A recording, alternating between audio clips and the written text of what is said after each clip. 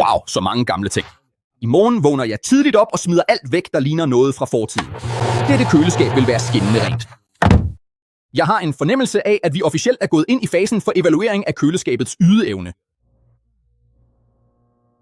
Se jer omkring alle sammen. Der er flere huller i den hylde end i min terapiplan. Halv en gryde, halvt Tupperware, halvt ingenting. Det her er ikke bare rengøring, det er følelsesmæssig budgetbeskæring. Køleskabsrengøring er det samme, virksomhedsrestrukturering. Ingen siger, hvem der ryger ud, men alle kan mærke, at de er på vippen. De starter bagerst med de ting, ingen kan huske eksisterer, og når vi opdager det, er halvdelen af holdet allerede væk.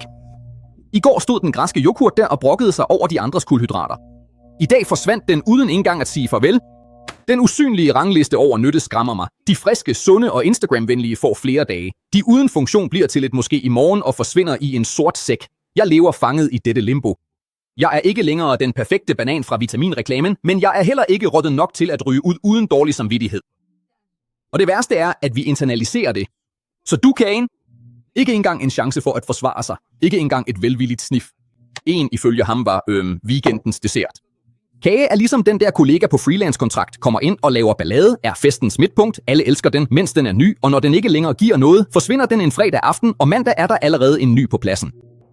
Hele voksenlivet er dette stille rul af, hvem der stadig er nyttig, og hvem der allerede er blevet en byrde. Har I nogensinde lavet en omgang menneskefjernelse? Og kigge på et venskab? Et forhold? En arbejdsrelation?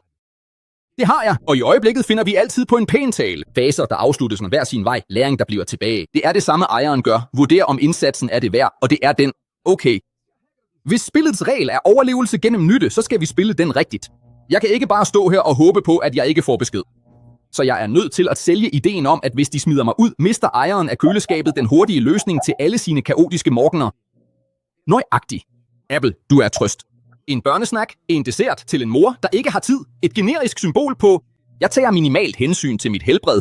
Utrolig. Vores overlevelsesplan vil afspejle køleskabsejerens dårlige samvittighed. Hvis han ser på os og tænker, smider jeg det her væk, er jeg værdiløs. Overlever vi måske lidt længere.